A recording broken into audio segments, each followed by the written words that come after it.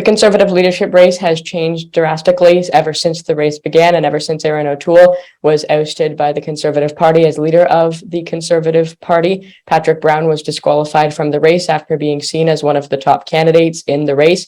Pierre Poilievre and Jean Charest have continued to trade accusations. Pierre Poilievre says Jean Charest is a liberal. Jean Charest says Pierre Poilievre would take the Conservative Party too far to the right. What should we make of all of the latest in the Conservative leadership race? Joining me now for more on that is Cory Hann. He's a former director of communications to the Conservative Party. Mitch Heimpel is a Conservative commentator and is with Enterprise Canada. And Lisa Raitt is a former Conservative MP and former deputy leader of the Conservative Party. Hello to the three of you, and thanks so much for joining me.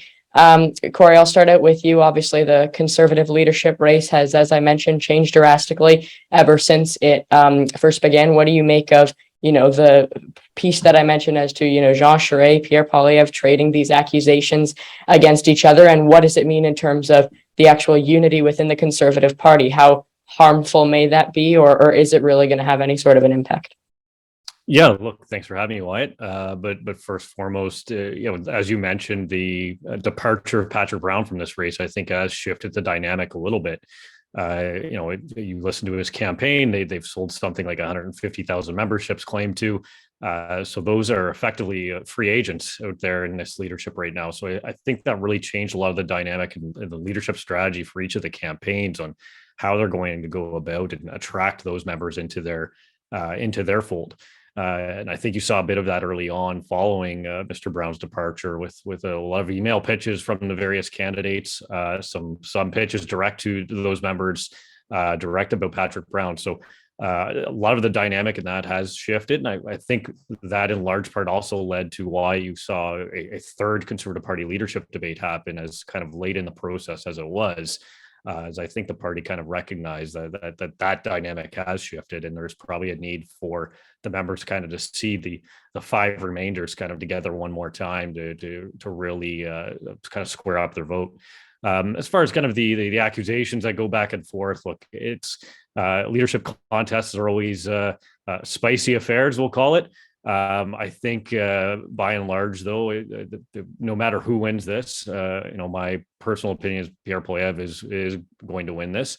And his biggest endeavor following this race is going to be kind of putting the pieces back together, putting the party back together and bringing everyone under one tent. I think that can be accomplished pretty easily with maybe not easily. It can be accomplished with a pretty resounding victory from Pierre, which seems to be where this thing is going.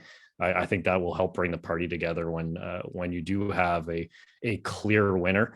You're not down to the final ballot or final rounds ballots, and you're pulling out a 2-point squeaker. If it's a clear win, I think Pierre has a slightly less bumpy road ahead of him, but certainly, as anyone will tell you, that's been involved in certainly our party, the Conservative Party, following any leadership. It's a hard thing to do following leadership, to kind of be humble in victory and reach out to your opponents. It was a tough job for Andrew Scheer with Max Bernier. It was a tough job for Erin O'Toole, Peter MacKay, and it's going to be a tough job for Pierre with Jean Charest. And Mitch, when you look at the current state of the Conservative leadership race, obviously in any leadership race, there's kind of a lot of ifs. I mean, what happens if, say, Jean Charest wins this leadership race to Pierre Poilievre, or what happens if Pierre Poilievre wins to Jean Charest? I mean, there's been a lot of talk in the past couple of weeks of the leadership race as to how the two of them can balance staying in the Conservative Party when they have such different views for the party. So how do you balance that?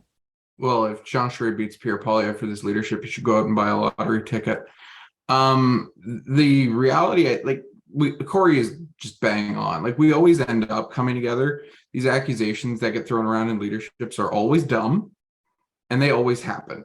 There's pretty much death and taxes in Conservative leaderships that will happen. So, I can remember Jim Flaherty holding up pale pink waffles, talking about Ernie Eves. So these things happen in the Conservative Party. I think by and large, we're going to see an interesting sort of fight over what the Conservative coalition itself looks like happen next. So if you look at Leger this morning, Ipsos before that, I think Angus Reid before that, what you see is a very interesting pattern emerge in terms of how Pierre Poilievre and how Jean Charest appeal to the broader electorate. Pierre Poilievre destroys the PPC, like wipes that. Pierre Poilievre charts higher as a favored leader for PPC voters than Maxime Bernier does. Like he destroyed, like there's nothing left of the PPC if Pierre Poilievre becomes conservative leader. And that should hearten everybody, because that means we don't have to hear from Maxime Bernier anymore. But that's a very different conservative coalition than the one Jean Charest would end up running, which tends to peel more off those people who sometimes vote liberal. It means the party is competitive in different parts of the country. It could do interesting things to the voter efficiency, particularly in places like rural Western Canada, and certainly rural Ontario too, for that matter. So I'm more interested personally in what the voter coalition for the Conservative Party looks like, depending on who wins. Lisa, Mitch mentioned kind of the new Leger poll that came out, and he mentioned how Pierre Poilievre takes a lot of support from the People's Party under Maxime Bernier. But he also, Mitch said that it, could in many respects make people who, are supporting Jean Charest feel, I guess, a little bit more hesitant. So I guess, does the Conservative Party want to be attracting people that were in the People's Party now to the party? And what does that mean in terms of, again, people like Jean Charest supporters? I think in 2025, if Justin Trudeau is leading the Liberal Party of Canada into an election, you can dress my dog Ruby up in a suit and run her against Trudeau, and she will win for the Conservatives. That's why I think you're seeing such acrimony amongst the candidates, because they can taste it. Look, I ran in the first leadership back in 2016, 2017, and we vehemently agreed with one another. Even though there's some crazy stuff being said, we all agreed with one another. We all supported one another. 17 of us, bobbleheads. Yes, yes, yes. We all agreed. It's great. It was wonderful. The next time I was the chair of LEOC, and I got to see it from the inside. And it was a little bit more punchy, definitely shots fired, definitely some bad feelings. And this time it's a lot more, but it makes sense.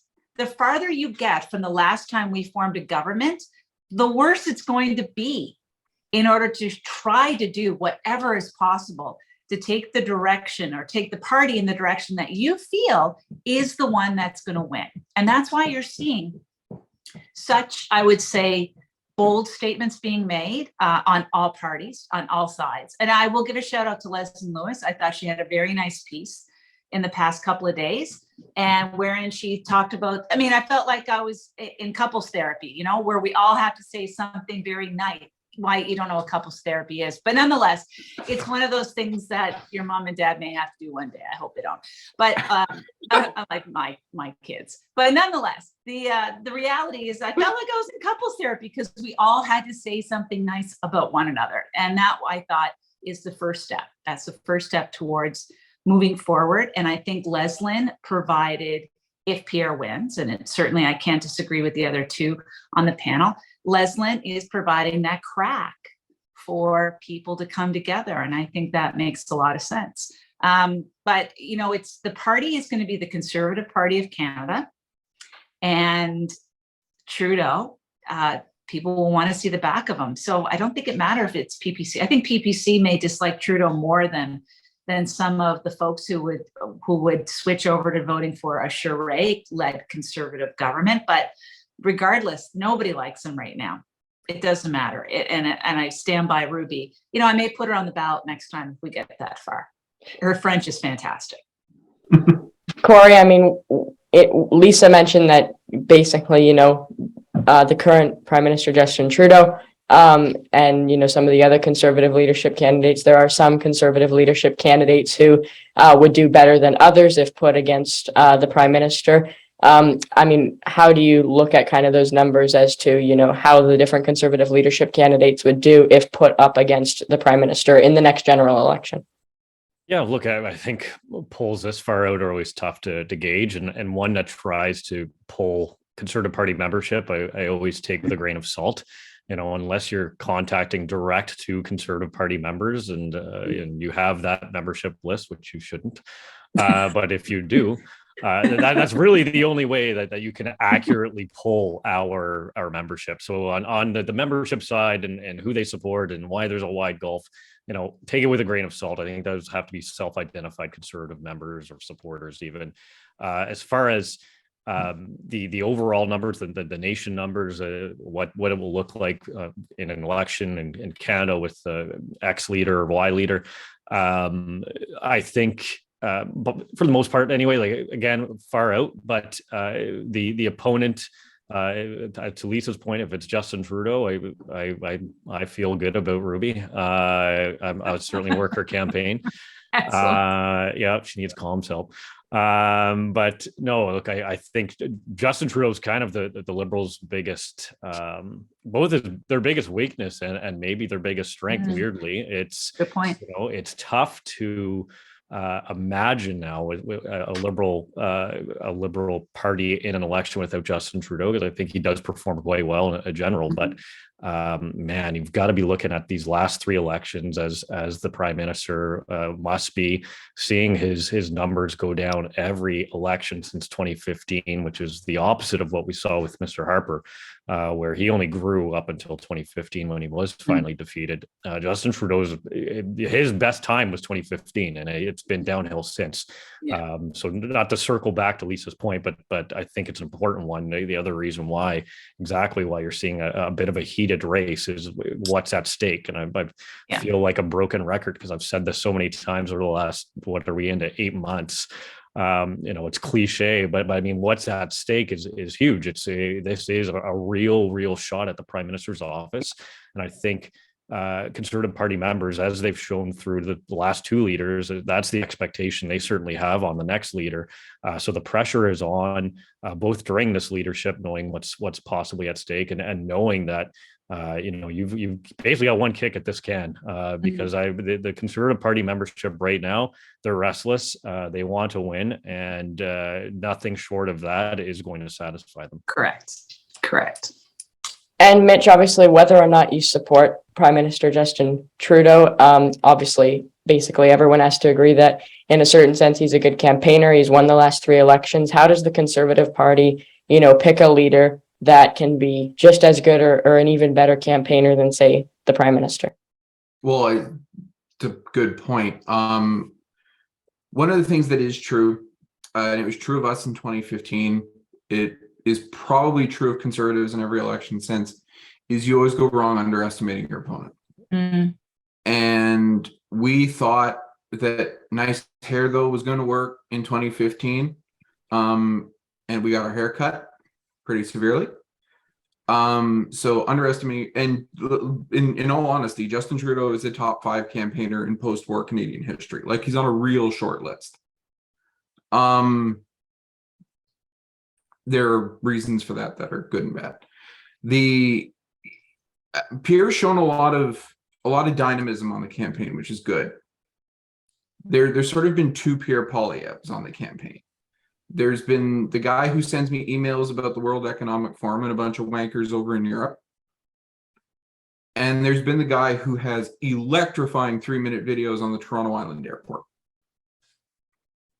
If the second guy shows up, you got an all-time Canadian election fight. Like, you got Ollie Fraser 2. Like, it'll be good. It'll be great for junkies like the people on this panel to watch. Yeah.